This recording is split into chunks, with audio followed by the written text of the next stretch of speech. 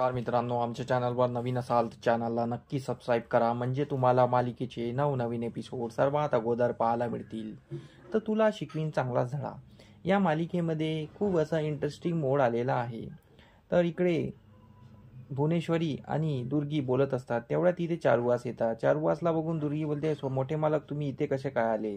मला आवाज देते, मी तिथे आली असती. तर भुवनेश्वरी तिला जायला लावते. मग चारुवास आणि भुवनेश्वरी बोलतात.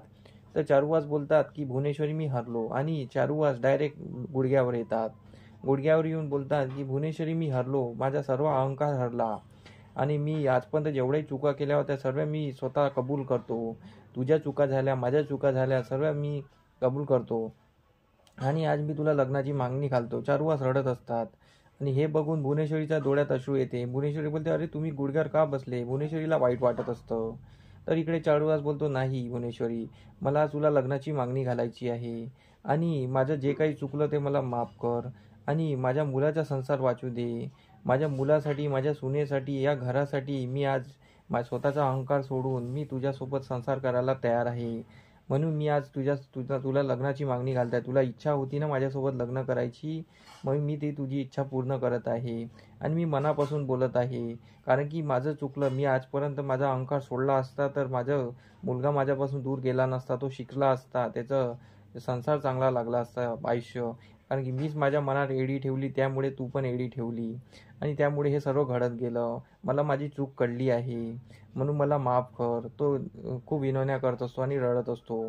तर भुवनेश्वरीला चांगलं वाटत नसतं. भुवनेश्वरी पण रडत असते, तिला खूप वाईट वाटत असते. चारुवास उठतो आणि मग भुवनेश्वरीच्या पाया लागत असतो. भुवनेश्वरी त्याला अडवते आणि बोलते, हे असं नको करा, आणि मला तुम्ही असं वागणार असं मला वाटत नव्हतं. कारण की तुम्ही असं वाकावं आणि घुटण्यावर यावं मला कधीच वाटलं नाही. कारण की तुम्ही मोठे मालक आहात, आणि तुम्ही असं यावं हे मला आवडलेलं नाही आहे. मला वाईट वाटत आहे, आणि मला आज माझ्या डोळ्यात अश्रू याचे येत आहे की तुम्ही गुडघ्यावर आलात आणि तुम्ही असं रडत आहात, म्हणून मला वाईट वाटत आहे. मला यासाठी रड नाही येत आहे की तुम्ही मला होकार दिला आणि माझं लग्न होत आहे, यासाठी नाही, पण मला तुमच्यासाठी वाईट वाटत आहे.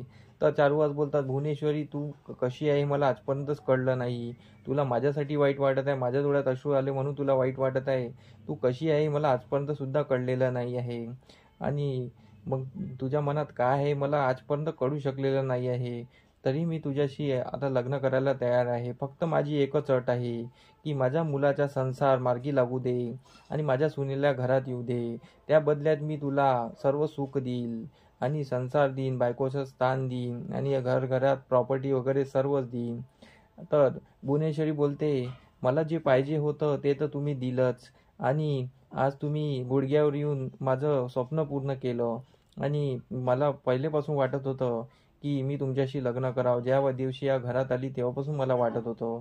भुवनेश्वरी जुन्या आठवणी रंगून जाते, आणि चारुवास आणि भुवनेश्वरी बसतात आणि बोलत असतात. तर चारुवास त्या अटबद्दल बोलत असतो. तर भुवनेश्वरी बोलते की मला हे आयुष्य जगू द्या, हे मला खरं वाटू द्या, कारण की मला खूप स्वप्नात असं वाटत आहे, मला हे खरं तरी वाटू द्या. तर भुवनेश्वरीला खूप आनंद झालेला असतो. इकडे घरी अक्षराची आई आणि अक्षरा बोलत असतात.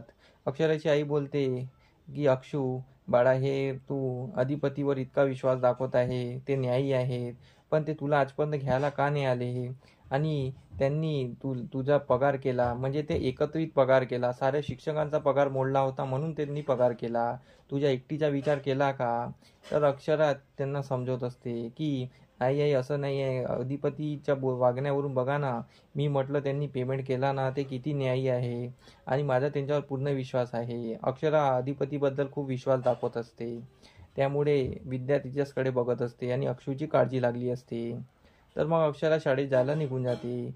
इकडे मागे शाळेत जात असताना ही इरा अक्षराच्या मागे धावून येते आणि बोलते, ताई ताई थांब. तर अक्षरा थांबते आणि बोलते, काय झालं? तर त्यावर इरा बोलते की डिवॉर्सचं काय झालं, तू काय विचार केला? अक्षरा बोलते, काही नाही, मी डिवॉर्स देणार नाही. मग ही इरा अजून चिडचिड करते, ताई डिवॉर्स घेऊन घे, तसेही त्यांना तुझी गरज नाही आहे, अधिपतीला तुझी गरज नाही आहे, म्हणून तर ते तुला डिवॉर्स नोटीस पाठवला ना, आणि तू डिवॉर्स दिला तर तर आपल्या तिघांचं आयुष्य सेटल होईल, ते खूप सारे पैसे देतील, आईबाबाचं आयुष्य सेटल होईल, माझं आयुष्य सेटल होईल. तर अक्षरा बोलते म्हणजे तुझ्या आयुष्य सेटल व्हायसाठी तू मला माझं आयुष्य तोड म्हणते.